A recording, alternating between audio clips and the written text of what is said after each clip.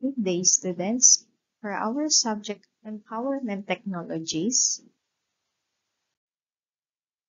we will continue the discussion about the MS Word, inserting illustrations. So, pagka-open nyo po ng MS Word ninyo, i-click nyo po itong Insert. Ayan, yan po yung tab ng Insert. And then, makikita nyo po lahat ng part na to ng illustrations. So, pwede kayong mag-insert ng picture, shapes, icons, 3D models, smart art, chart, at saka ng screenshot. So, by the way, I am using a different version ng MS Word. So, pwede rin pong ibang version yung sa inyo. So, yung ibang version wala pang 3D models, pero okay lang po yan. So, insert pictures. Ito, unahin natin. So, you can insert picture from this device or online pictures. So, turo ko sa inyo paano yung insert picture from this device. So, halimbawa, meron na kayo nakasave sa laptop ninyo, kaya sa computer. So, ito yung from file. Kapag pinili nyo po itong this device, lalabas po ngayon yung from file. Yan po yung pipiliin ninyo. And then, pag clinic nyo po yun from file, lalabas po yan. Bahala po kayo kung saan nakasave yung inyong picture. Piliin nyo po kung ano yung kailangan ninyong picture. And then, i-click nyo po yung insert. Ito yun.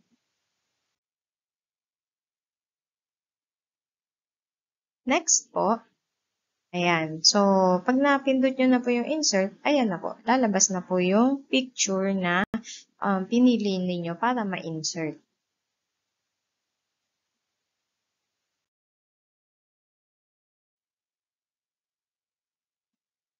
And then, pag nakaklik nyo po iyan, yung picture, lalabas po yung picture format kasi pwede nyo pong ma-edit.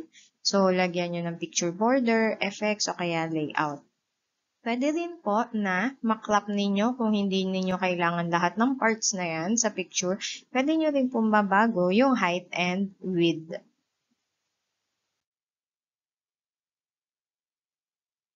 Next po is to insert the different shapes.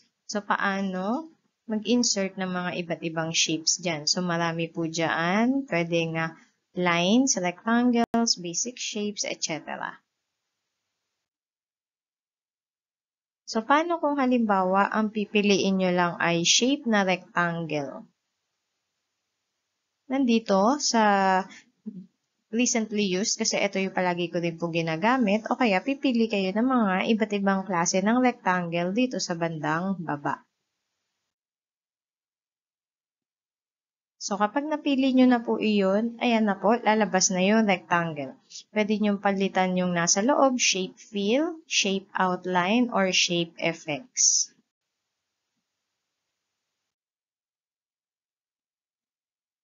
Another thing to insert po, pwede kayo mag-insert ng icons. So, ano kaya yung mga iba't ibang icons na yan? So, for the icons, insert icons, marami pong iba't iba na black and white na different drawings or icons nga po na pinatawag. So, for example, pinili ko yung technology and electronics. Tapos, napili ko itong icon na to. So, magkakaroon yan ng check. Kasi pinili nyo na, clinic ninyo, and then, pipiliin nyo naman, i-click nyo naman po yung insert. At yan na po, na-insert na po ang ating icon. So, next naman po na pwede ninyong i-insert ay ang mga 3D model. So, pwede rin pong this device kung meron na kayong nakasave na 3D model sa inyong laptop or computer, or pwede rin pong stock 3D models. Ayan. Sa ngayon, yan po ang ating pipiliin kasi wala naman po akong nakasave na mga 3D model sa aking laptop. So, pag clinic nyo po yun, online 3D models ang lalabas. Marami po kayong mapipili dyan. So, for example, clinic ko po yung emoji. So, emoji, pipiliin ko po iyan. Ayan, pili tayo ng isa, tapos insert natin. Pag napili ninyo, magkakaroon din po ng check. Tapos, pwede nyo na rin po maklik yung insert. At ayan na po, na-insert na po natin. Ngayon, dahil 3D model po iyan, marami po kayong pwedeng gawin. So, once na na-insert na po yan, ayan, pwede nyo pong iikot-ikot kung ano po yung gusto ninyong itsura. Pwede rin po kayo mamili doon sa taas. Kung nakatalikod ba siya, ayun. Next po na pwede ninyong i-insert ay ang Smart Art. So, ano yung tungkol dito sa Smart Art? Piliin nyo lang po yan, tapos makikita nyo na po may pop-up kung ano yung mga meron sa Smart Art. So, magpa-pop up po iyan. Pipili kayo kung ano yung Smart Art Graphic. At dito naman po, ibabrowse natin kung ano yung pwede ninyong mapili. So, kapag clinic nyo yung all, lalabas lahat. Click nyo yung list. Pipili lang po kayo dyan.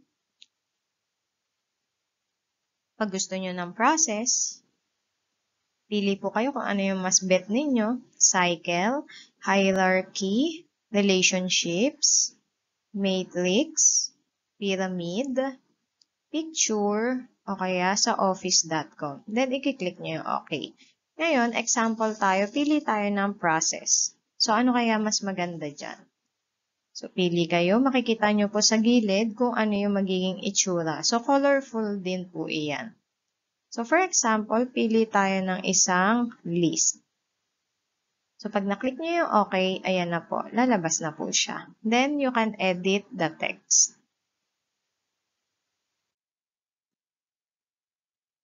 Aside po sa Smart Art, pwede rin po kayong maglagay ng chart. So, pipiliin nyo lang po yung chart. Pag clinic nyo po yan, ito po yung lalabas.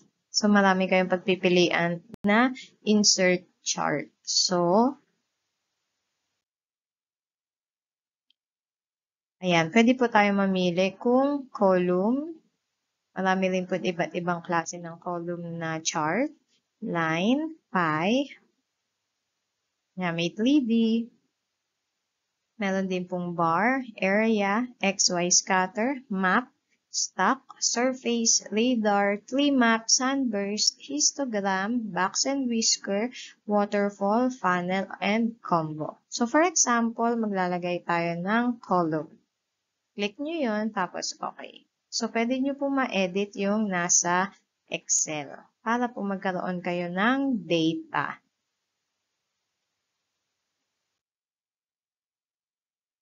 And then, for the last na illustration na pwede nating ma-insert dito sa MS Word ay ang screen clipping. So, i-click nyo lang po yan. And then, kung ano yung nasa screen ninyo, yun po yung mai-screenshot. So, mag-example tayo. So, example, nandito tayo sa Word. Tapos, click natin yung screenshot. Tapos, meron tayong naka-open na window dyan. For example, yung YouTube channel ko. Pero gusto ko lang ma-screenshot yung pangalan. So, ayun lang po. Automatic na yan. Then, pwede nyo na pong i-save. file, tapos isi-save nyo po. O kaya, ang shortcut is Control S. So, yun lang po. And I hope you learned something today about inserting illustration sa MS Word. Thank you!